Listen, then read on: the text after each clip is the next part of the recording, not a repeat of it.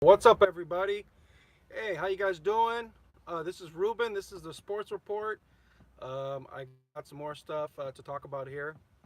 I was a little late today because, of course, I'm doing this in my break period, and then, of course, sometimes you get called in from your break. So, anyways, here are a couple things I want to talk about. One, Stephen A. Smith, right from ESPN, he talked about Aaron Rodgers being the best quarterback ever that he's seen. Um, I have to disagree. I mean, when you talk about the best quarterback ever, it's like we're like we put when we say, oh, let's see here, did it reconnect, did it disconnect, what happened here? When when we make, Stephen A says, Aaron Rodgers is the best, the greatest, when we look at these teams and quarterbacks get the wins and losses, right?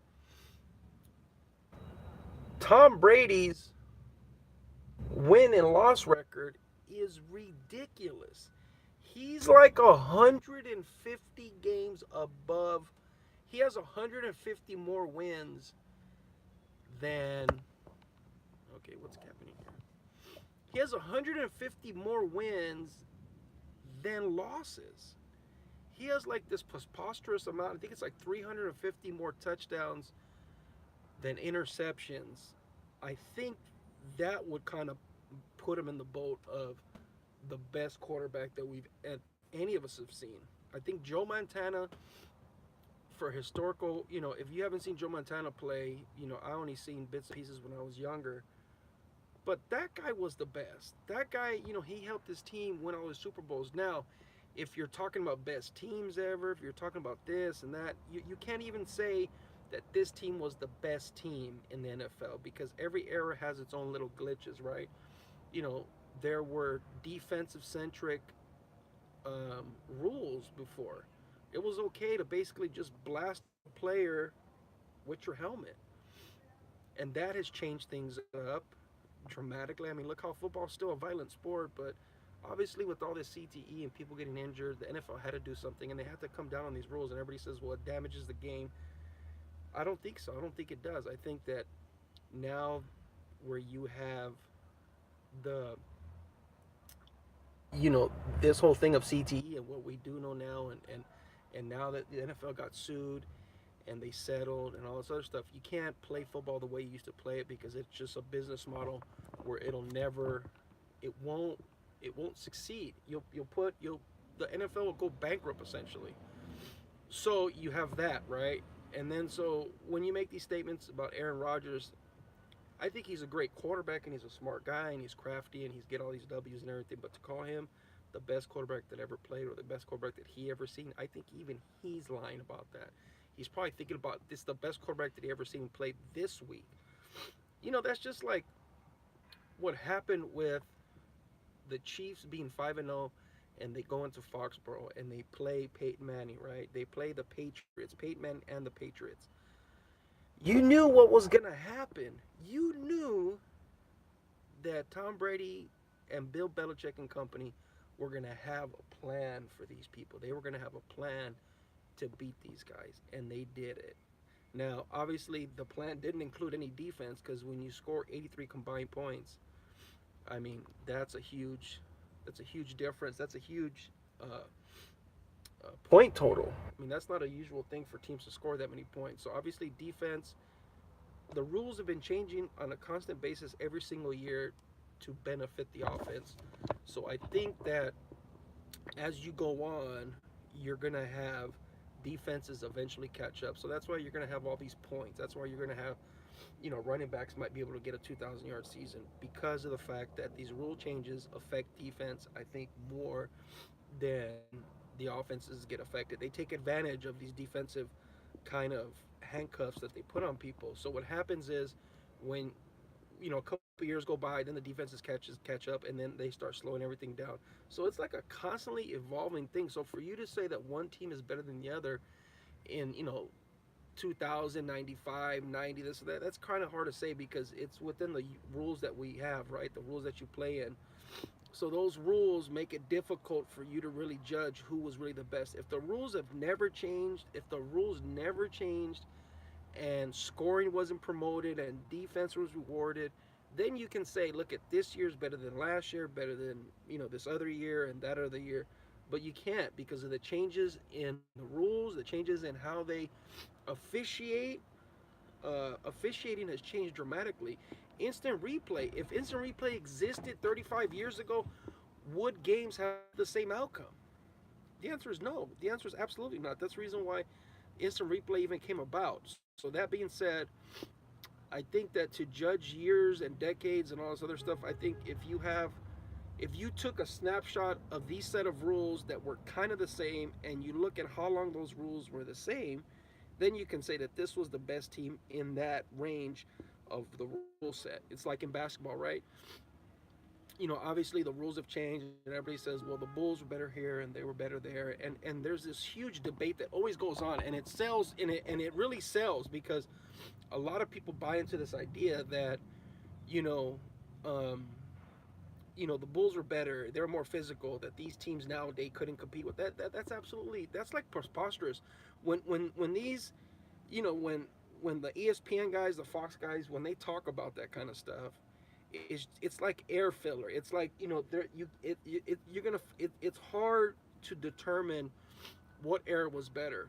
It's like, would Steph Curry be this ridiculous 3-point shooter in every era? We don't know that. You know, you don't know that Michael Jordan, his selfish play and the style that he played, you don't know if that would have worked in today's collective bargaining agreement. You don't know if any of that stuff would have worked at any of the ages. Would Bill Russell be as dominant as he is now? Would Will Chamberlain average 50 points a game in a season? I don't think so because you also have better coaching. See, coaching has evolved as well as the player's health, the player's stamina, the player's abilities. All that has evolved and gotten better, right? Nutrition, training, technology has helped them get to new heights. The longevity, the higher pace they can run at, all that is factored in. However, coaching has also evolved. With Greg Popovich, Phil Jackson, would they have dominated in the 40s and 50s and 60s? Would they have? We don't know. Would they have been effective coaches? You know, back then they allowed a coach 4 or 5 years to develop. He can have a couple stinking seasons. Now, if you stink right away and you have a good player, yeah, out. They kick you out right away. So that was another thing too, that if you think about in terms of sports, how do they react to things? How do people compare? The comparisons happen a lot. It's a popular thing to do, and I get it, and it's interesting. Talk, and it gets people to chime in, and it gets people to kind of take sides, right? But taking the side is only kind of half of the equation because you're not really explaining what is it that you're comparing it to. If you compared LeBron James as what is able he been able to do as a complete person, right? Let's say a sports entertainer athlete. Okay, he doesn't have 5 championships. He does have 3, so he is a winner. He's been hugely successful in business. He might become a billionaire, right? You can only person you probably could compare him to and is Jordan, and LeBron James is not even done. But you can't compare him to Jordan because Jordan was like the first big star. So does it devalue LeBron James his accomplishments because he's basically doing what Michael Jordan's doing? He's being a copycat. He's starting his own. His whole brand is the entertainment brand. He's not doing the shoe thing, but he's doing the thing where he is. His production company, movies. That's kind of where he's going with it. Look at Kobe Bryant with his body armor drink, right? He's gonna probably become a billionaire with that too. So all those things, the drinks, it's like, look at Michael Jordan was a Gatorade, right? So was a lot of the other athletes, but Kobe Bryant invested in this company and he's pumping it. It's everywhere now, and it's an interesting thing that these humongous stars in basketball are seems like every one of them's now being able to transition their fame, their appeal, and what they've done on the basketball court to another endeavor. I'll give you another example real quick, and we're all seeing this, and it's the obvious thing is Conor McGregor and his whiskey. That's gonna make him $1 billion because that's gonna have to be in every restaurant. You know, perfect examples when I heard when it came out. What happened is I went to Bevmo to go order some, and they were sold completely sold out, like in hours. In hours, they were sold out. Now they only got a case each store, which was ridiculous. But nobody really, they predicted that they would have this appeal. But because he has so many followers on Instagram, he has such a wide following internationally. So I ended up ordering it somewhere else, and I had it shipped to my house, and I got the whiskey. But you go to these other stores and they're sold out, sold out, sold out, sold out. None of the other brands are sold out. So if this guy keeps on being entertaining and he keeps on fighting, he doesn't have to keep winning. I mean, he can't lose every single time, but if he keeps fighting and he keeps being entertaining, and he has a couple five more fights, let's say Conor McGregor realistically is only going to fight five more times. You know, he signed that 6 year deal with the UFC. I don't even think the UFC thinks he's going to fight six more times. He's not. I don't know if there's, that many big fights. If he fights once a year, that's 5 or 6 more years. He's 36 years old, right? He's having another kid. I don't know if that's gonna. I don't know if that's gonna happen. So there's that, right? So the question is, like Pat Mahomes, right? I was having a debate with one of my friends, and he was saying about how Pat Mahomes is really good and he's the next best thing. You don't know that. Number one, the bar is so high now for the next best thing. Like look at the careers of Drew Brees, Tom Brady, Peyton Manning, Brett Favre, and Aaron Rodgers, right? All these guys are A-level quarterbacks. Some are in the Hall of Fame, some will be in the Hall of Fame. It's difficult to say, but these guys have all tremendous careers. But what have they done outside of their careers? What have they done as an entertainer outside of football? Some of them don't care. Some of them just they're just football entertainers, and that's it. Some of them like to do a little bit more, and some of them like to like with Papa John's and Peyton Manning. He liked to promote his fame to parlay it into having all these Papa John restaurants or fast food places. And so I always find it interesting how these guys parlay their careers into something, into the next into the possibility of having another level, right? LeBron James is a perfect example. He obviously has another level. Get to the next level, and that's when you can call yourself a GOAT. Because not only is somebody like LeBron James or Michael Jordan's great on the court, but they're also great in business, and they're entertainers, and they're doing commercials, and they're doing this and doing that, and they're generating money from what they did on the court in another way. And I think that's when you get the license to say that person's great. It's very difficult to do, but it's like if you want to look at the parallels, if you want to look at somebody like Drake, right? Drake is a good entertainer, but he also has this ambassador deal with the Toronto Raptors, right? Like, what is even that about? Like, but he's parlayed his fame in the music business into something like an ambassadorship for the Toronto Raptors. Like, that's what's interesting to me. That's what makes it where you're you're not only a sports athlete, but you're an entertainer. And to me, that's where your worth is. That's why a lot of these people kind of say that um, Odell Beckham Jr. is not worth it. But he's kind of one of those guys that's like his Instagram's following, his brand deals. He's people like to hear him speak. He's put himself in a position where he could become one of those entertainers where he just happens to be a football player, but there's all these other things that he can get into. It's like I watched LeBron James on that show he has called The Shop on HBO, right? My understanding is that it's his show and he pitched that show to HBO. And it's a very interesting show because it's just barbershop talk, but in today's environment, barbershop talk doesn't exist. Very few places when you go to the barbershop do people even talk. People just keep to themselves. They jump on the phones. They engulfed in these social media things, which I do too. But barbershop talk is missing, and so it's funny because probably 20 years ago that wouldn't be that entertaining, that interesting. But because we don't see that enough, because in the era of Fortnite and video games and social media and Instagram and Facebook and all this other stuff and YouTube, um, you don't interact as much like that. You don't get an opinion. You don't mix with people where they're older or younger and they can give you an unbiased, unfiltered opinion, and it doesn't result in a fight of some kind. That's the interesting part of it, is that when we when growing up, I had a group of friends that it was like my older brother, his older friends, friends my age, people a little bit younger. So all these age groups kind of intermingled with each other, and so the youngest person was getting all this uh, senior advice, if you would, right? They were helping him, or they were pushing him, and teaching him, about life. And this person was younger. Like, I know. So then when you become older, you pass on that advice, that wisdom, and that, like, how it continues. So you, like, learned a lot of stuff just by doing that, right? And then obviously when you went to school, a lot of people hung out with their age group. So you don't, a freshman and a senior didn't hang out in high school.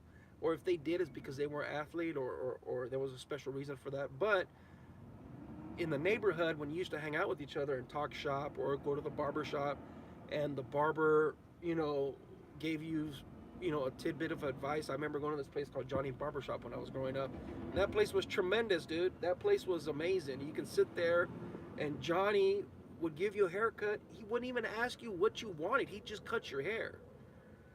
And it was funny because I would go there by myself, and to me, those things uh, don't happen anymore. They're just, we're not set up that way in society anymore. Everybody says we should go back to that.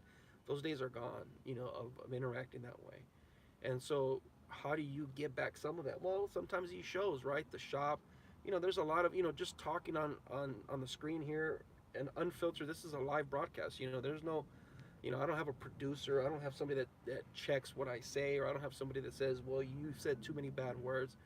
I like these kind of authentic conversations, and I kind of enjoy doing these. If you know me personally, you'll know that I love talking and talking and talking and talking, and I could talk about 1,000 different subjects because I pretend and think like I know everything, but obviously I don't.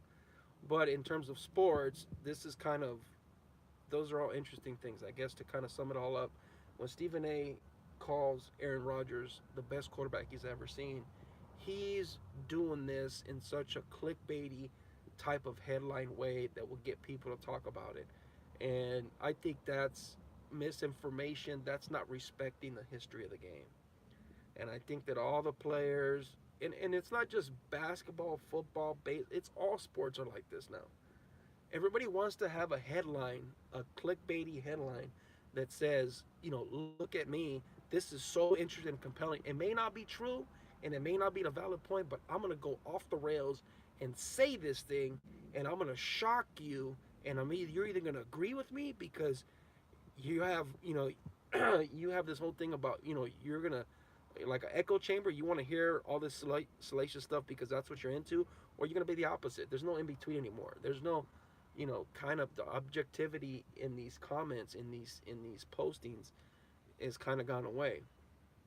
I think it hurts all sports. I think it hurts all entertainment, where you do these clickbaity things where you go way to the extreme. And so it's just like, now they're calling. So I want to talk about kind of, this is kind of like the next subject I want to talk about. You start seeing all these postings about the Rams being Super Bowl ready, being ready for the Super Bowl this, Super Bowl this. Hold on, dude. You're 6-0. There's a lot of teams that have fizzled the last 2 or 3 weeks. You could have 4 bad weeks and you could be 6-4 and right in the middle. Before you start saying Super Bowl, why don't we get to 10-0? Why don't we get to 10-2? Why don't we get to we clinch the playoff spot? Why don't you get to we clinch home field advantage? Because that's the true path of the Super Bowl. Home field advantage is a tremendous thing that if you don't get this, if you don't get that, if you don't keep winning, if you don't get to 11-1, 12-1, 13-1, 14-1, if you don't get to home field advantage throughout the playoffs, it's very difficult to make the Super Bowl. Now it's possible, yes, I know. Everybody's gonna say, well, look at this team, look at that team. Yeah, you're right. But the Rams are really suffering in the defensive secondary, and teams are having the ability to score on them.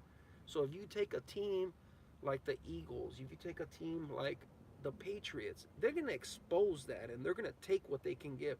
I think it was Al Michaels or somebody talked about what the Patriots do. And he made this very, very good little point here. And the point was the Patriots are going to take what they can get from you.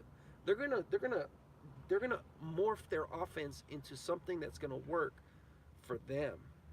So that's why it's like it's important that they have good players, but it's more important that they have a better game plan than you. And it seems like their game plan is always working. And the fact is that you got Tom Brady. Yeah, he's a great player. He's tremendous, but he's also able to execute these game plans that they put in a week. See, that's one thing that people don't talk about. How good is this guy at memorizing these plays and executing them plays with 1 or 2 seconds of decision making in his brain, right? People don't talk about that. Aaron Rodgers has that too. All the great quarterbacks have that too. All these great players have it too, right? When I say great, I don't mean the first year player. You're great. Like Pat Mahomes, he's a good player and he's doing really well. But they're gonna figure him out. And the question is, can you adapt? The question is, can your offensive coordinator adapt?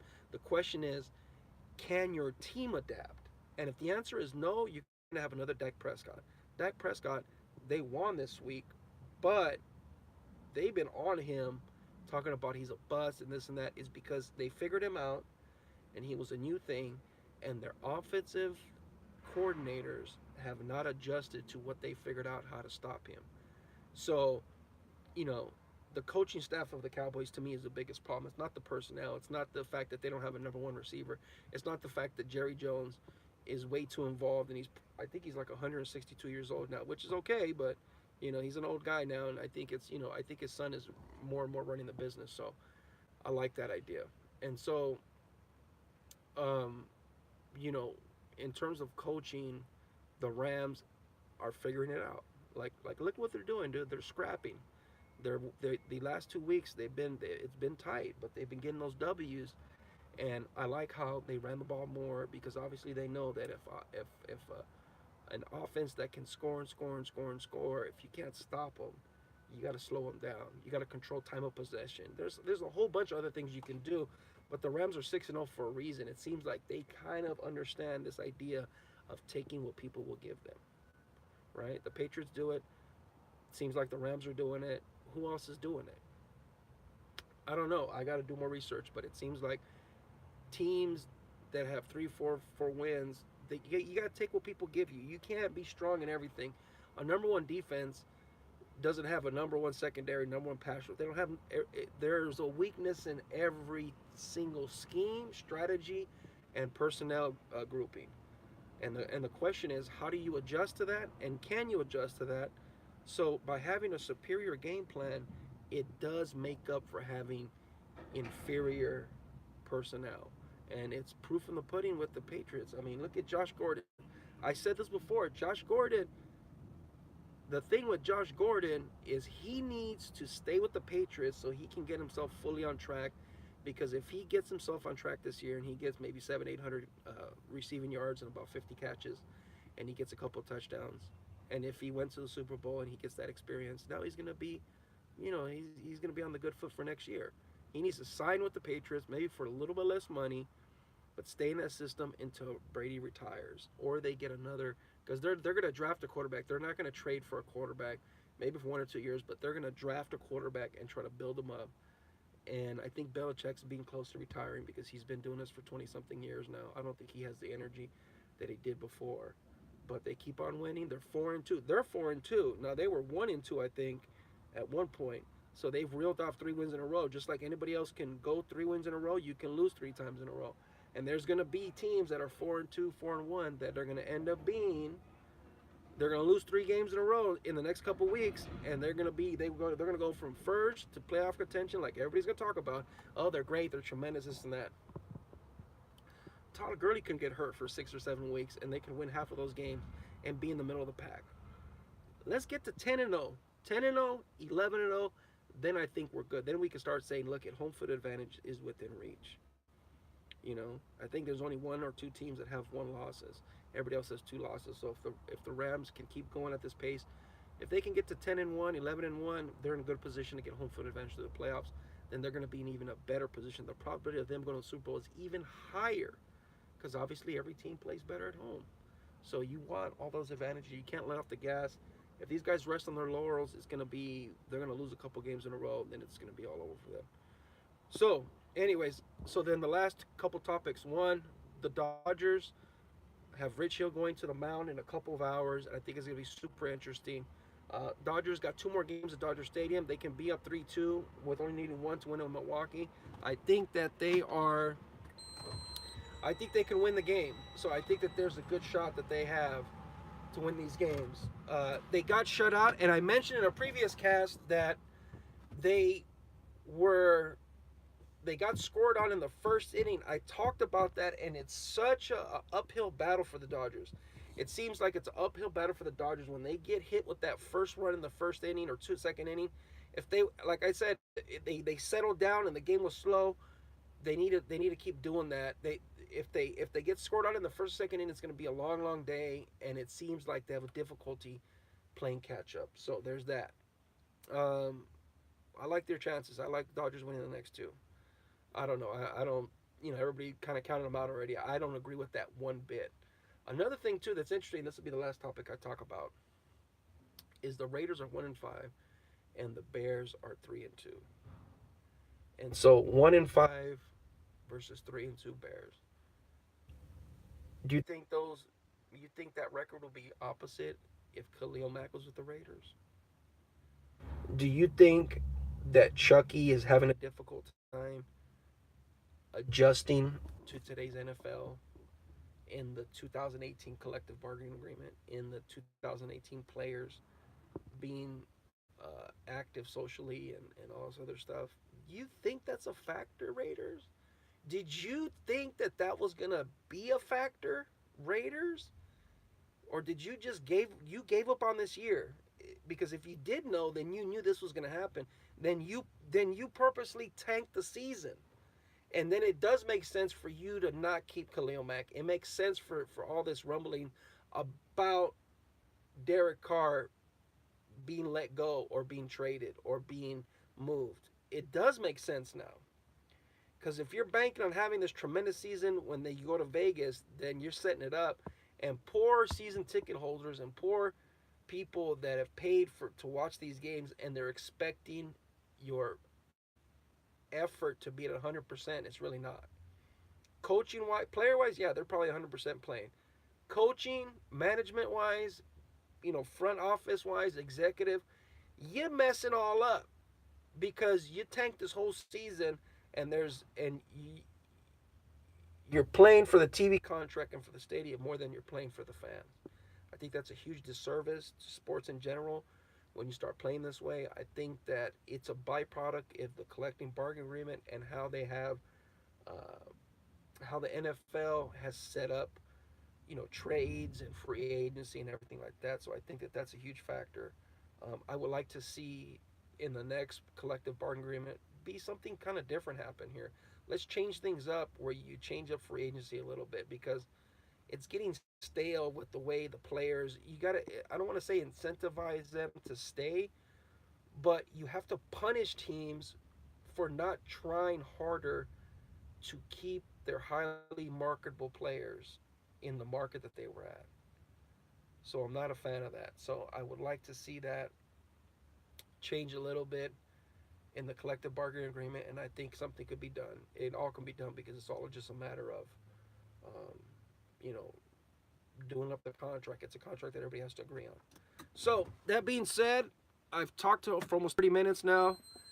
This was a late lunch posting, and so, if you listened the whole way, thanks. If you watched the whole way, watched and listened the whole way, I appreciate it. And I'll do the obligatory YouTube thing: like and subscribe, share this, and all that good stuff. If you so choose to. If you think it stinks, put it in the comments. Tell it, hey, you stink. You don't know what you're talking about. You're absolutely wrong. Give me a thumbs down or thumbs up, preferably thumbs up. Feel that you give me a thumbs down. Give me a thumbs down. I like doing these. I enjoy them. And talk to you later.